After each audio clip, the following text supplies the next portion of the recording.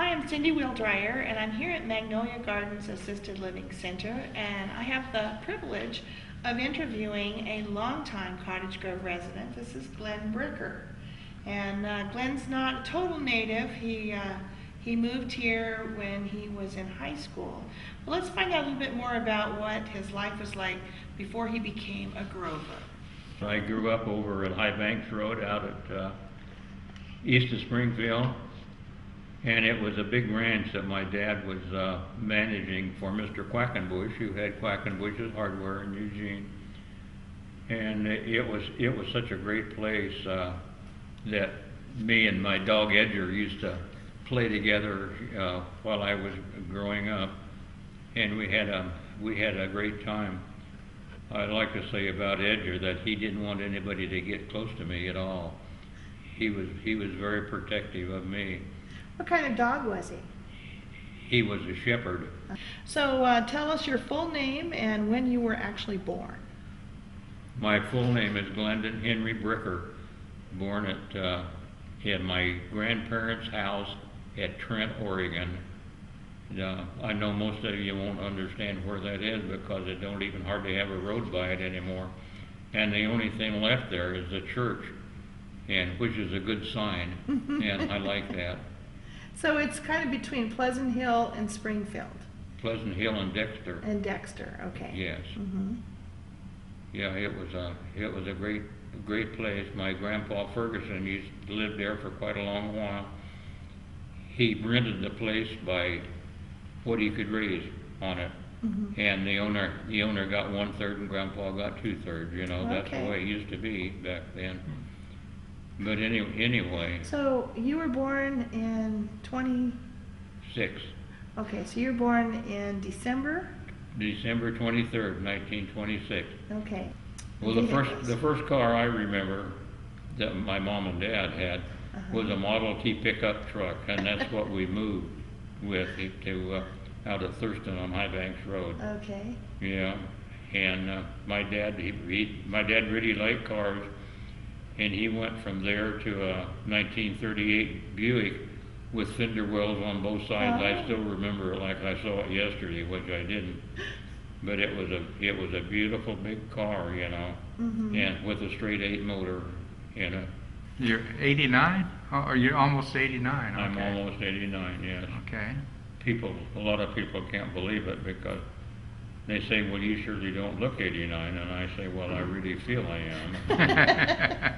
Well, you are still very alert and I'm amazed at how much detail you remember from all those many years that you have been alive. So let's get back to, you went to school, grammar school was at Mount Vernon. Mount Vernon, right. And then that went through the 8th grade? Yes.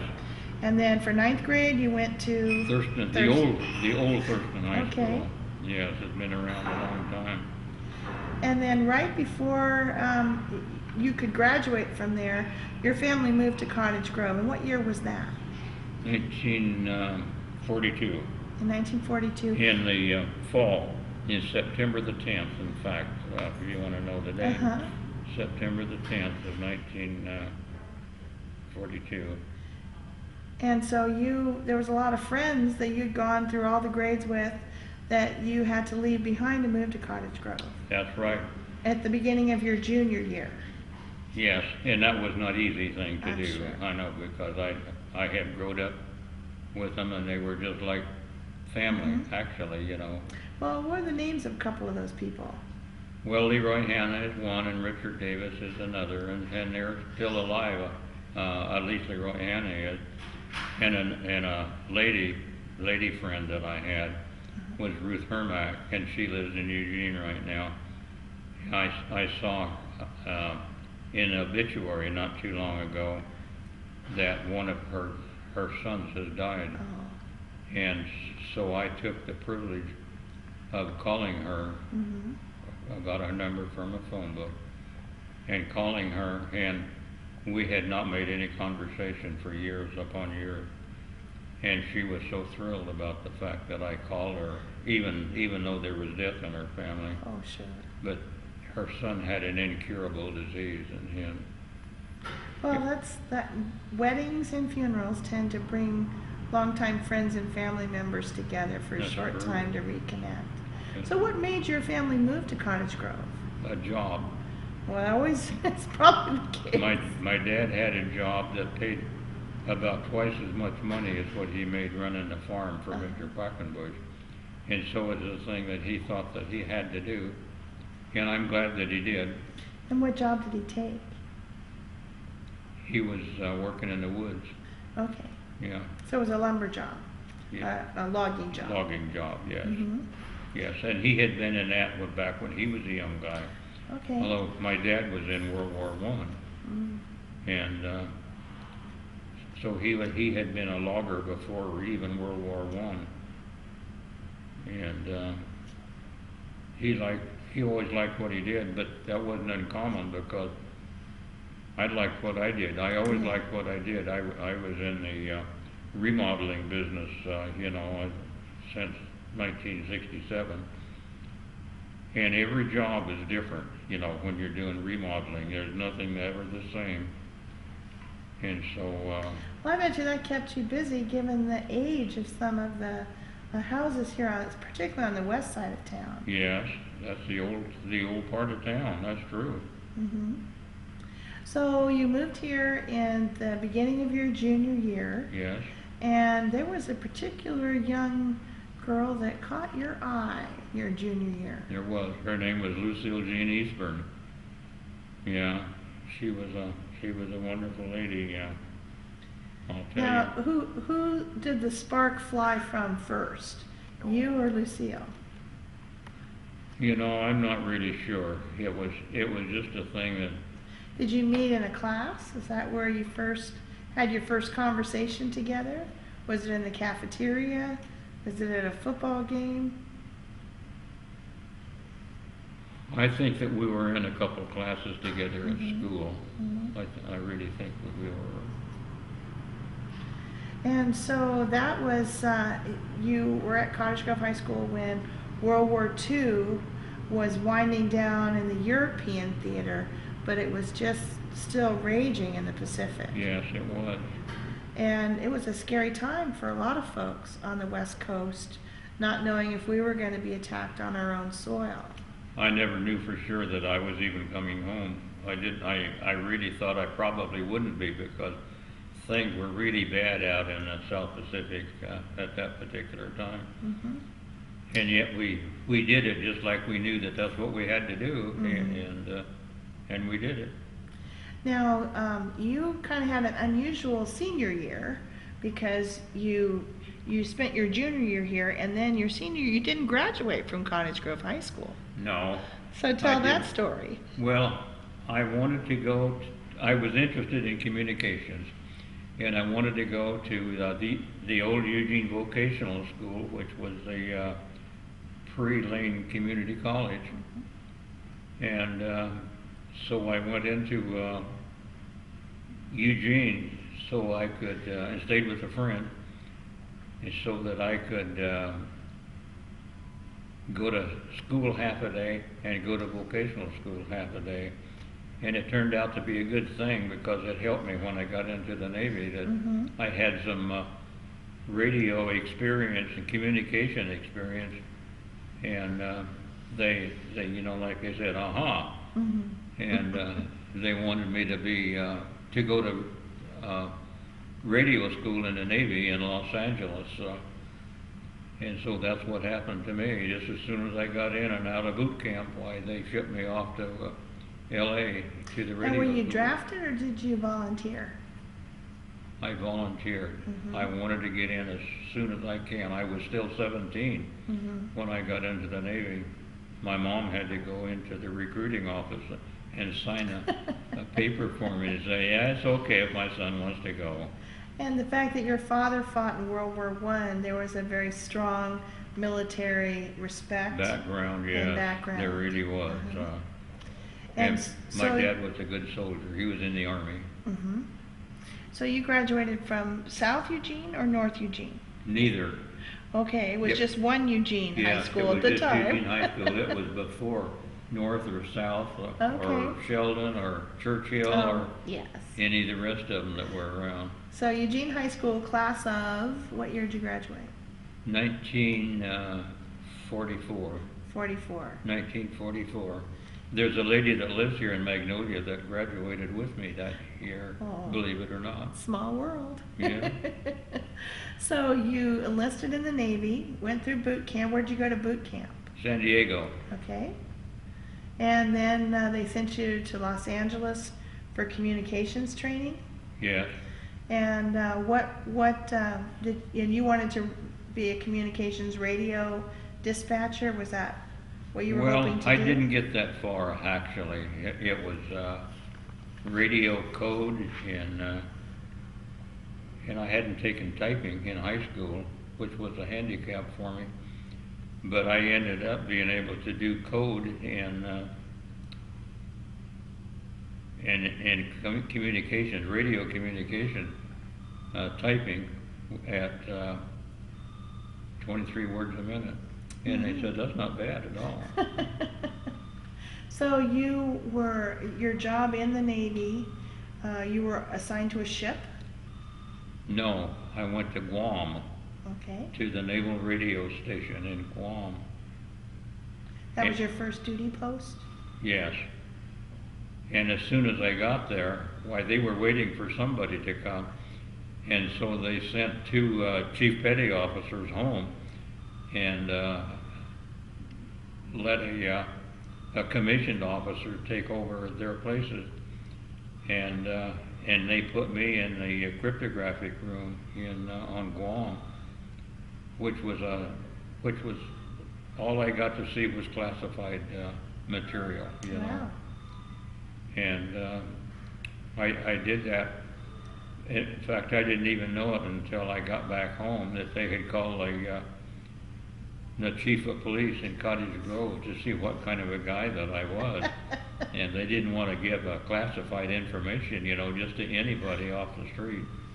So, and I got a good report from the chief of police here in Cottage That's a Grove, great story. and I never did get a chance to thank him. So you got into the war right near the end, and you said earlier that one of the things that impressed you the most was the dropping of the bomb? The H-bomb. The H-bomb. Yes. Yes, it was, because I got to read everything about it that was classified at the time. And it was amazing, everything that happened. In fact, over at the Bikini Atoll in the South Pacific where they did that, why, they sent ship after ship out there, you know, to see what would happen to it once they dropped the H-bomb right in the middle of them, you know. It was really a terrible thing, really. And I hated to see them drop it on people, you know, but that's what ended the war. Yes. And it saved an awful lot of Americans for them to do that. But in a way, it was still a bad thing. Oh, it was. The loss of human life is never good in anybody's book. So, so being at the end of the war was over in 1945? Yes, August, I think it was, in 45. And so then you came back to Cottage Grove? Now, did you and Lucille marry during that time, or it was after you came home? After I came home. And there was a reason for that, right? I know you loved each other Very much. before you even shipped out. Yes. So, why did you decide to wait? Well, one reason was because it didn't look there was very much chance of me coming home. And so I guess that we thought, well, what's the point? And so we waited till we got home, and until I got home, and then I got married with Lucille in March the 15th of 1947. Okay, and there's a significance to that as it relates to the Church of Christ on 6th and Gibbs, which back then was known as the Christian Church. Yes. And what was that little factoid? That you and Lucille were the last couple to be married in the church? In the old wooden church before it burned to the ground, yes. But we always claimed we didn't have anything to do with it. So, when you came back from your honeymoon, you must have gone to work pretty soon after that. I did probably the next day. And who did you go to work for? My uncle Harley, who had a sawmill out in Mosby Creek, and he'd been waiting for me to do this because I had done some work for him before. And Before you went into the service? Yes. He knew that I could adapt to almost anything that he needed me for, and a lot of things that I hadn't done before at all, you know, because I just got out of school recently or out of the Navy. And so he put me on the carriage in his sawmill, riding back and forth, you know, as he moved the carriage to cut a slab off the log. Okay. And, so you rode back and forth all day long? Oh, yeah, yeah. Yeah, the funny thing about that was that I had to turn the log with my PV, and when he took the first or second slab off the log, why then it had to go down flat, you know, the flat side on the carriage. And I was the one that run the dogs on it to fasten it down, to fasten the log down so it couldn't move. And I was a ratchet setter who set the log, like the sawyer would say, 2 inches is what it would mean. Mm-hmm. And so I would set it out 2 inches, and it would just go. But I had a really fine knack of being able to break a PV handle. And my Uncle Arlie, he would go in and replace my PV. And that night when he would go in after work at the Pioneer Hardware, and but it didn't make any difference how big a PV handle he got, that I could still break it. And I did one day, and as I broke it, why I went tumbling end over end off the carriage and down under the big pile of sawdust that was down by the mill. Never got hurt at all. In fact, I kept my hat on all the way, and my Uncle Arlie says, "I don't know how you did that." Yeah, it was quite a thing. And most of those trees back in the 40s were still old growth trees, so they must have been huge. I don't know, clear fir is what a lot of the old-time buildings. Oh, yeah. That's why Cottage Grove is known as Slab Town, was because that was one way that they could get around on the muddy, rainy season. Yeah. There's an awful lot of buildings around Cottage Grove back then when I went to work for him that still had the original siding on their siding, 106, 105 siding that Mr. Chambers used to use, and Mr. Woodard made the same thing. Problem was that nothing ever matched. So when you were doing remodeling, why you had to make a lot of adjustments for that. Yeah, you could say adjustments, all right. Well, so then you're unusual because you served in 2 wars. I did, World War II and the Korean War. Mm-hmm. And they didn't know much about me till they read my history of World War II. And so they saw that I was in the cryptographic room on the island of Guam. Why, they said to me, I guess that we all know where you're going. And so I went into the cryptographic room on the Los Angeles, and we were big enough ship that we had some pretty professional equipment for the cryptographic part of it. And so, any major battles or anything that's notable from that time? Every day almost that there was somebody shooting at us from the banks of Korea, North Korea, and that's where we were, and that's what we were supposed to do. Mm-hmm. So when you came back to Cottage Grove to your wife and your new little girl, you went back to work for your uncle? For a little while, I did. for a little while. But then I got a chance to go to some other places to work that was a little better sawmill than what Uncle Arlie had. And so that's what I did. Now your uncle's mill was up Mosby Creek Right. from the Lang Bridge, Yeah. Mosby Covered Bridge. Yes, pretty close in there. So when you came back to Cottage Grove after the Korean War, what happened? Now, had you had your second child by then, or that was after the Korean War was over? Yes, it was. Now you went to work for a lumber company that's under the Cottage Grove Lake right now. That was in Hebron. Yes, I did. I finished up there, and believe it or not, they closed the mill down until I came home. Wow. It's funny. It's a funny situation, but that's what happened. And the owners of the Potter and Pettit sawmill were really very impressed for me. And after we ran out of timber, they wanted me to go to work in their big sawmill at Saginaw. Okay. And I thought, I really don't want this at all. And so I said no. And then I went to work for a neighbor of mine, the Porter Brothers Lumber Company. And on a cat, I drove a cat day after day, coming home looking like I was from a different country. You know, it was in the summertime. Mm-hmm. And yeah, my kids say, "Is this my dad?"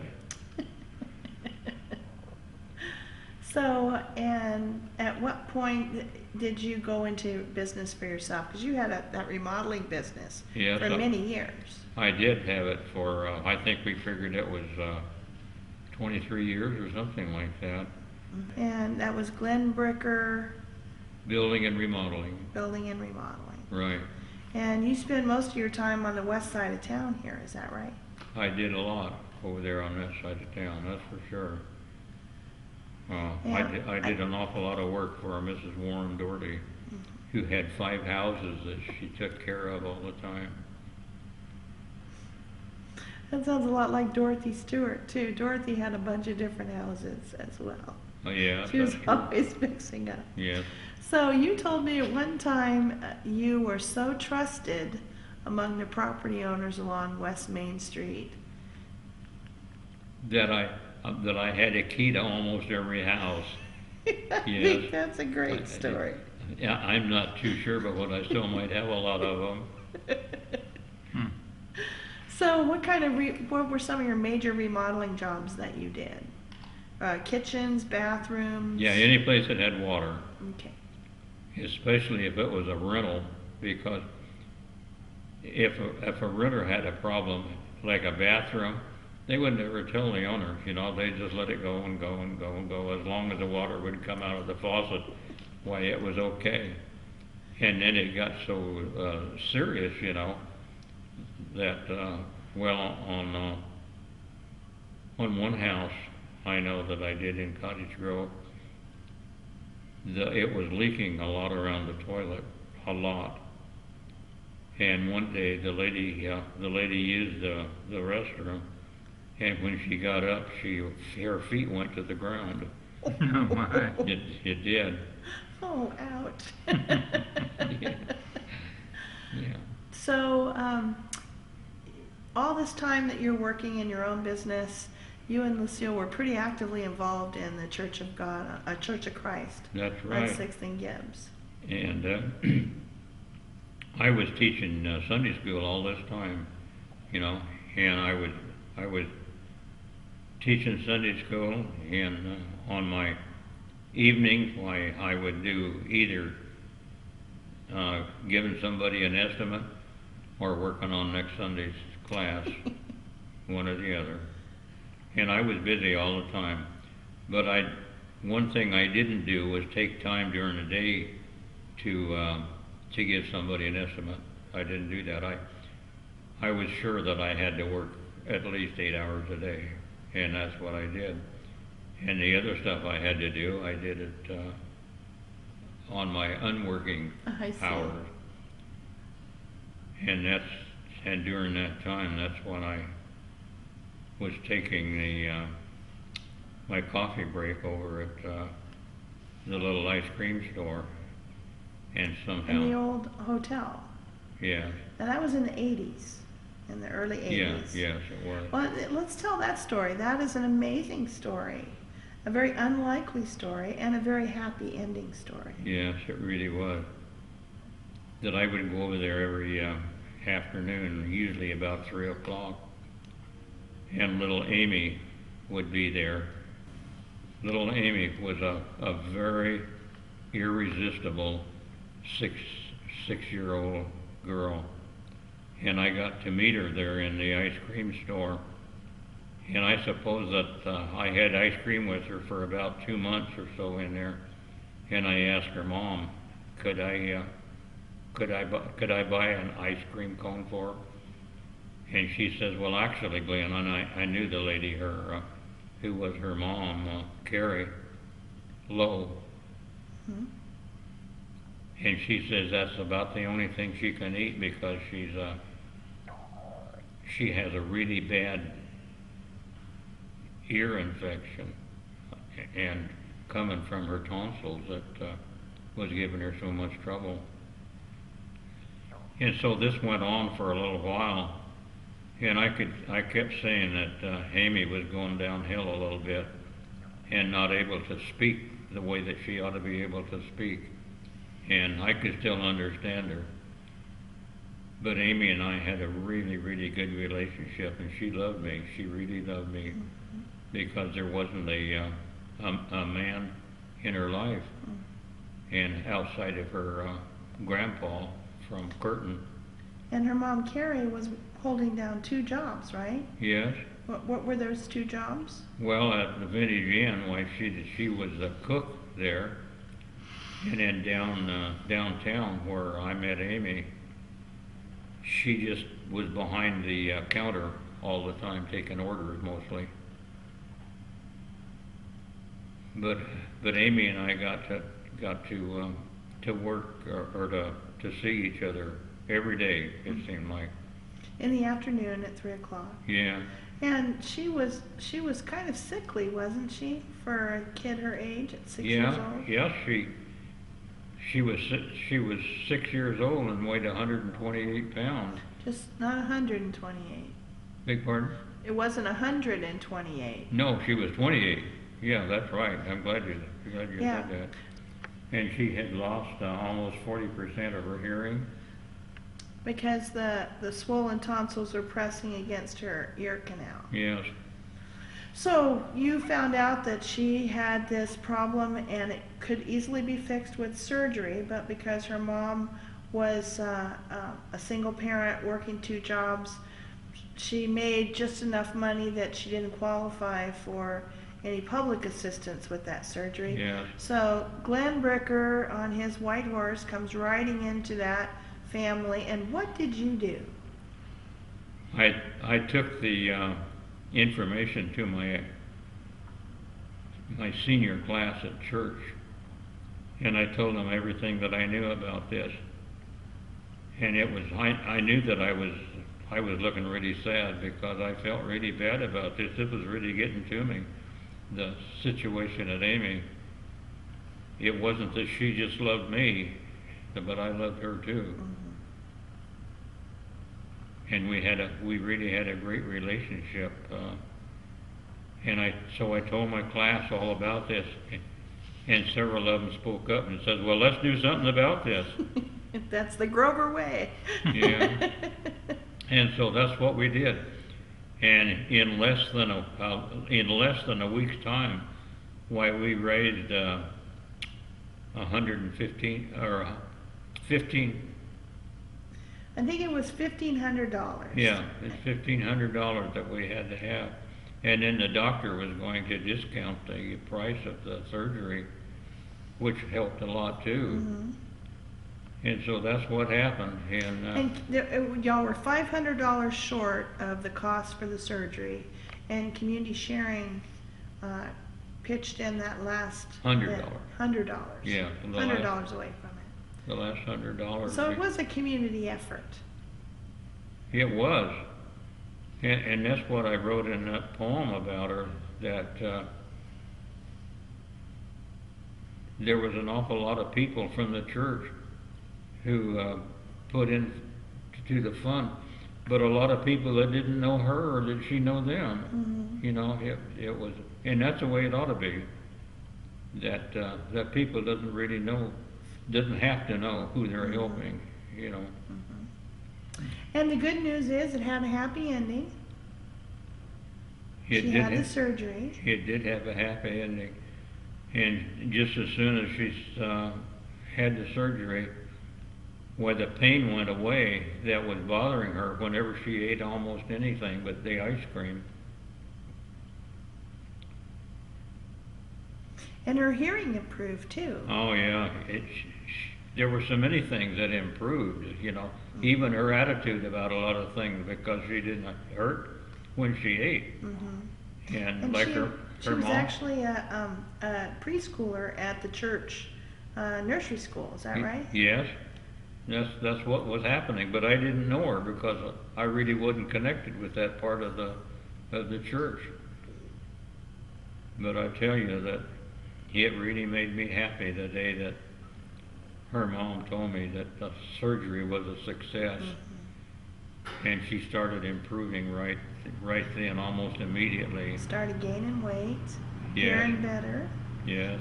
So fast forward now, there's another little small world apartment that her mom Carrie was able to be one of the first staff members here at Magnolia Gardens. Is that right?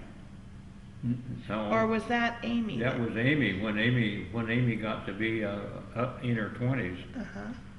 And she got to work here, and I hadn't seen her for years upon years.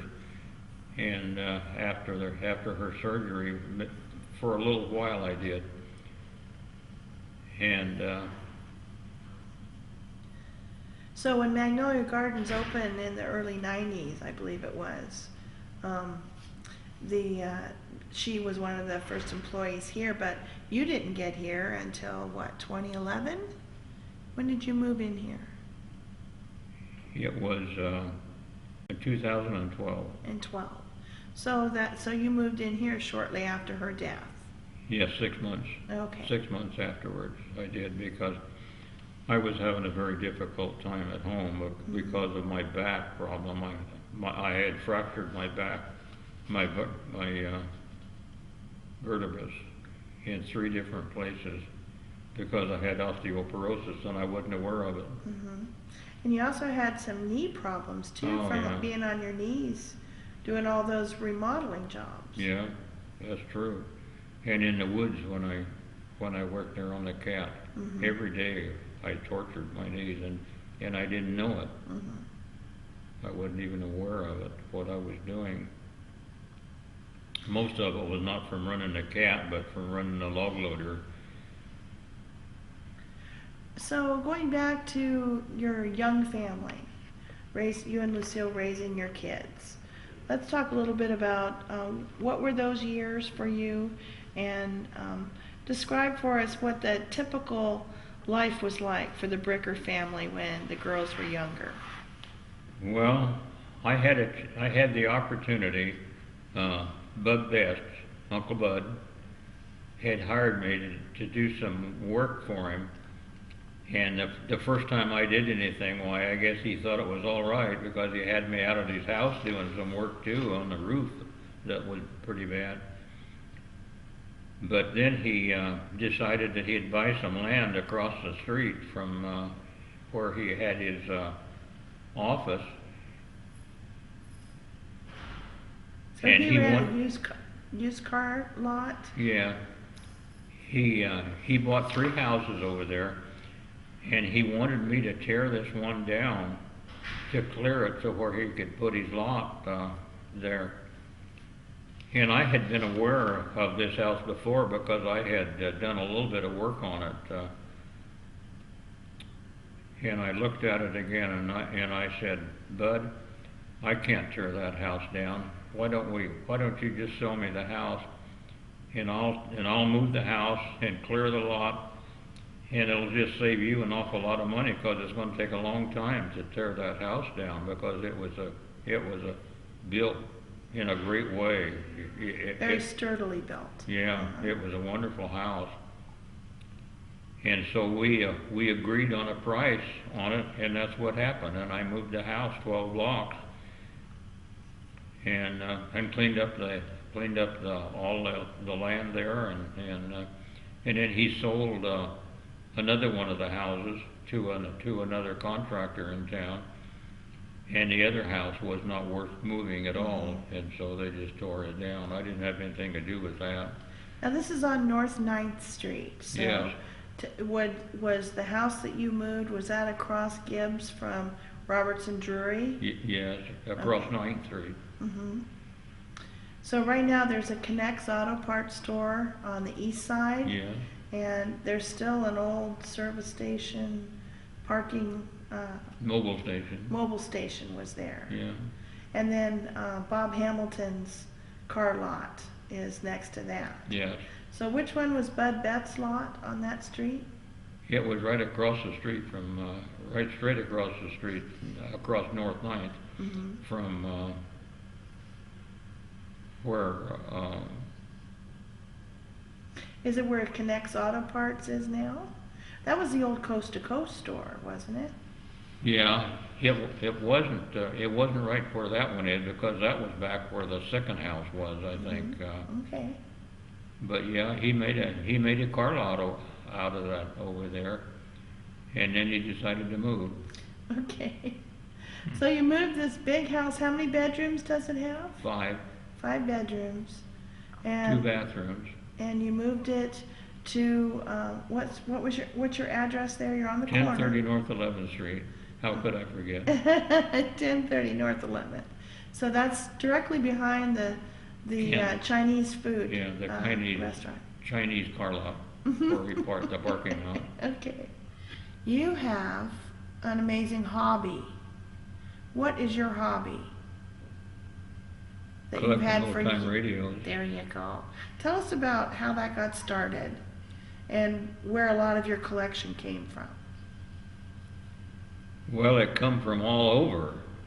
You know, every place I used to go, you know, I would scrounge in yard sales. Estate sales, those type of things. But you had what about Radio Ray Nelson?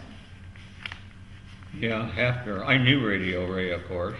You couldn't live in Cottage Grove hardly without He was knowing the him. biggest booster we've ever had. Yeah, but anyway, Radio Ray died while his wife was on a tour out in the Mediterranean Sea, you know. And so she got off the ship that she was on and came home and just as quick as she could. And after, well, he used to do some work for me occasionally, but not very much, because I didn't think he knew what he was doing, really.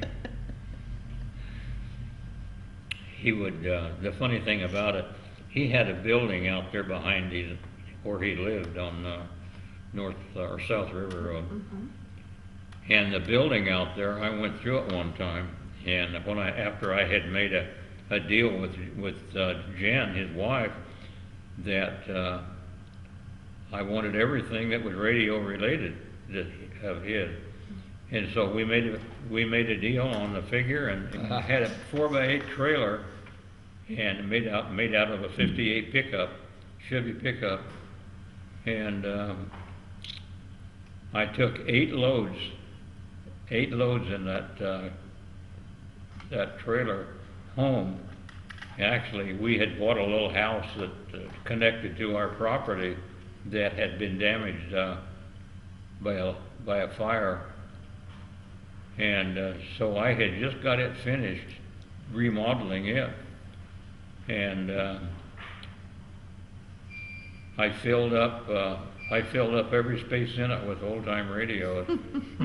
Every place I could find one. I even had, I think, five radios in the bathtub. Talk about what your life has been like after you had to retire from your job. I had to, yes, because of my knees. And so, how have you spent these last 20 years of your life? Miserably. Oh. You know, I've been here at Magnolia Gardens in the last almost 3 years now, and they treat me really well here at Magnolia. The crew that works here, they all like me really well.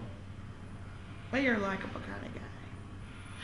But Pastor Aaron said that even with all your aches and pains, that you remained involved in helping the church there do some remodeling work on the property. I did. So what did you do there? I took care of a lot of things the unusual things that happened that you didn't look forward to, you know. Like an old building. Like a fire in above the office, and about the main floor bathroom that didn't have a doorway in it big enough to let a wheelchair through. So I tore out one wall and added about 16 inches, I think, onto the bathroom, the sides of the bathroom, and put in a much bigger door so that a wheelchair could go through. Yeah, so the fire that burned the old wooden church down was in 1947. And so were you involved in the rebuilding of the brick church that's there today? No, I wasn't. So they had a contractor come in and do that for them. That's right. And at that time, across the street where Umpqua Bank is now was the Smith Funeral Home, is that right? And then where they kept the hearses and had their crematorium, that's on the church side of the street, is that right? Right, on the corner. And the Sixth and Gibbs Church has now purchased that whole half a block, and they're... Well, they didn't do it just now. No, they've owned it for a long time. Yeah, they've owned it for quite a while. And we had an offer 3 different times. And the last time that we had an offer to build or to buy that place, why, it was a Christian bookstore, you know, for a long time. And I told all the people involved in the church, I said, this makes the 3rd time that we had this offer, and I said, it's still not any more than what it was the first time. And I said, I think that we ought to buy it. I really do. And we did. And that was built as Smith's Furniture Store on Right. Whitaker. Right. Whitaker and North 6th. And then they divided it up and it became several different businesses. Yes. Well, it was already a couple of different businesses when we bought it.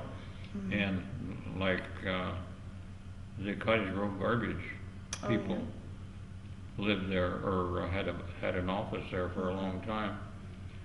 And then there was 3 businesses there in that place, and 1 restroom. Yes. It was a terrible looking restroom, I'll tell you. It was an outhouse would have looked just as well as that. I always thought that was interesting that it was the Smith family that created that building, and it was Pastor Jeff Smith of Calvary Chapel that served as the pastor there. So they've got 2 Smiths going there. Yeah. And the fact that they, Jeff said at one point they went back there and there were still coffins that were in the old building. So that I just thought those were some little interesting footnotes to the story of how that property has evolved. Yeah, it was pretty strange that they didn't have a decent restroom there in the whole place, but it just wasn't there. Right. And so I put the whole restroom in up there in that building. Mm-hmm. And I don't know whether That made them very happy. Aaron had told you anything about that or not. Uh-huh. But I did that and never charged the church a dime for doing that. And I had already had arthroscopic surgery on both knees. And I would go to work there, and the lady that ran the Christian bookstore, she was part of our church too. Mm-hmm. And I would go to work sometime, and I'd get down on my knees and do some work there in the building or under, a lot of it underneath, for the plumbing. And of course I had another guy do the plumbing on it, but I never charged him a penny for doing it at all. And I just go down, if I could work, I'd work, and if I couldn't, why, there was two ladies that did the bookstore, and I would go out for some reason or other through the office there, and Carol would say, "Glenn, you've got tears in your eyes," and I said, "I think I'll go home." And so I would, and come back the next day, and maybe I could work for 2 or 3 hours or whatever it took. But I finally got it done, and What a precious gift you gave to your church family. well, everybody seemed to like it. Well, of course. These are gifts God gives us, and they're meant to be used. Yeah. Yeah, so I think you earned some kingdom credits there, Mr. B. Okay, well, let's talk about your family again. Did y'all take any trips? Did you have special occasions with your parents and Lucille's parents with the girls? What are some of those special memories? Holidays? Well, we took some time off occasionally, and Lucille and I had bought a travel trailer, and we would take it, and of course Judy and Robert, they had a really big tent, but we'd go up the Middle Fork of the Willamette. Had a great Old time up stomping there. grounds. Great time. I love that country up there. And So that's up by West Fur? no, it's up the other way. That's the North Fork up Oh, the North Fork. Yeah. So the Middle Fork is where Lookout Point Dam is now? Is that on the Middle Fork? Yeah, that's the Middle Fork, but it's on up above Oak Ridge. Okay. It comes together. The North Fork and the Middle Fork comes together just barely below West Fur Okay. or Oak Ridge. Mm-hmm. It's very pretty country up there. So you go camping with the girls? Family camping yes. trips? Yes, we would go camping with the girls. How would you celebrate Christmas and Easter? Were there any traditions in your family that? Home. Uh-huh. Yeah, home. Yeah. We were never out at Christmas, but we used to spend a lot of time up there around the 4th of July on the Middle Fork. Mm-hmm. And even our kids were fishing up there and catching fish too. And I showed you one picture of my. Yes, they have 10 fish on a line. Yeah, 10 fish. All I could keep. Mm-hmm. 10 fish. Well, you had an incredible opportunity here earlier this year to be part of the honor flight. Tell us a little bit about what that was and what you did. I don't know how anything could have come out any better than that. It was, I had to have a guardian on my trip to make sure I could do it all right. And I really couldn't. The only way I could go would be in a wheelchair. And so that's what happened. And the son of a lady that lives here was my guardian, and Dick Schreiber. And it worked out really great. He wanted to go, and one of the nicest things about it didn't cost me anything. Right. Not even a penny. You never had any time to do anything anyway, actually. It was a very highly structured trip. So what did you do when you landed in Washington, D.C.? What was your itinerary? Well, everything was already made out and we couldn't change it at all. And so what we did, we marched from the airplane through the plane station, and this was all set up. There was hundreds and hundreds of people that would be in this plane station, and we would all march through the station in single file, and the people were lined up in it. You couldn't hardly see the end of the people. You know, these plane stations are gigantic buildings, you know, and they were all standing up in there waiting for us.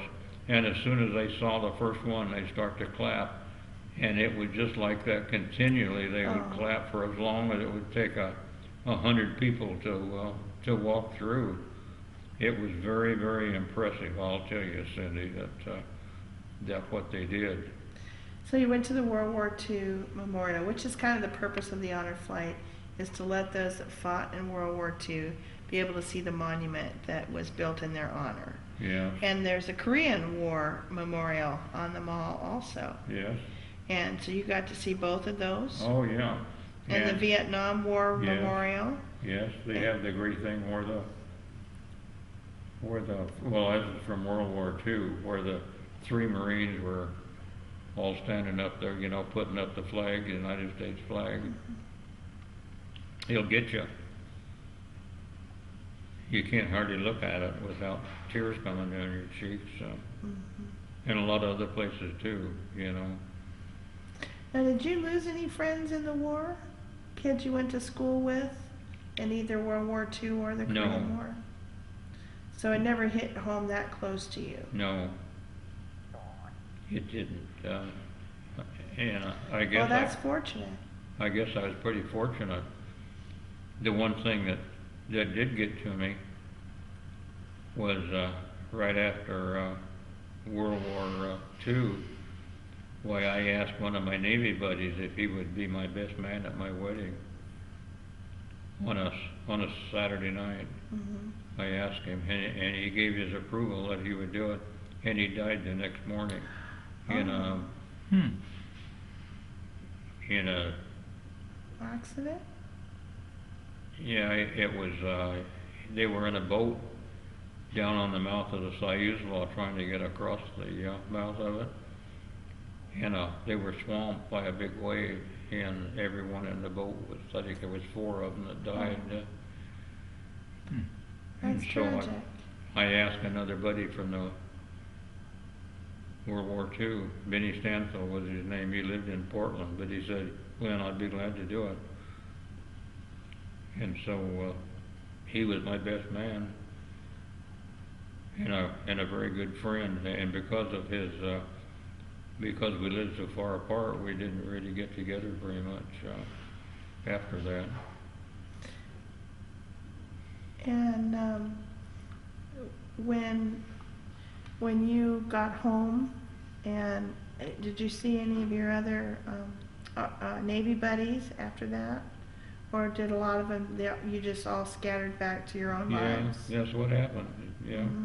Now, have you had any reunions of the Los Angeles or any of the places where you served? You know, in the VFW magazine, why they put out a page of reunions from the schedule ahead, you know. And I saw in this last one where the Los Angeles had was having a reunion, but I didn't offer to go. And well, with your mobility issues, it's really a extra effort that you need to do that. Yeah. And air travel's not near as nice as it used to be. I'm sure you're right. Well, what are some of your things, looking back on the world that you were born into and the world that we have today, what are some of your observations on America The from the observation 20s? that I have, that I was in the best, I was born in the best era? Or, in the best generation there you go.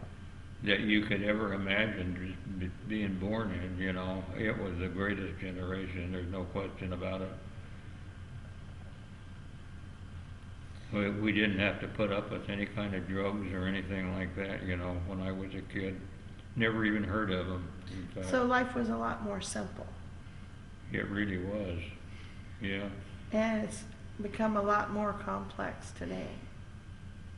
Yes, I don't like it. I really don't like it now. But the computer was one of the big things that's happened, you know. And the funny thing about it, you couldn't hardly get an early computer in the back of a pickup. They were so big, Yes, you know. that's They very were true. gigantic. And now they've got them down to where you can put them in your hip pocket. Well, do you have a smartphone yet? No. Well,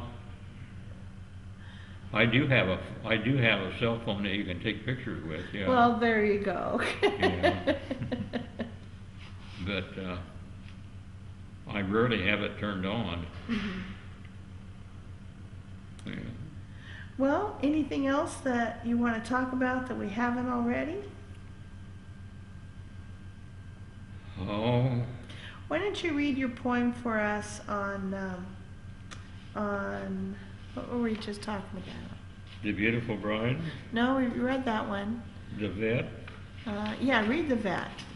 I am a vet of World War II and the Korean War too, and I really appreciate everyone who says thank you. I have many friends from recent wars who lost a loved one, a sister or brother, or one in a wheelchair who came home without their legs, or someone who just can't see and sits on a street corner and begs, or a wife who just found out her husband is an MIA. But they still tell the world, I love my country. Please walk up to a vet and say thank you, as they were ready to give their life to keep our nation free. The vet is a special person and proud as they can be to belong to our country with such great history. Some are still here who watched a friend die by our side, then went to their funeral as they took their last ride. They were so young and brave as they could be. The vets are very special, so get close to shake their hand. They are the ones that say we really love our land. Please don't forget to thank you as you shake what used to be their hand.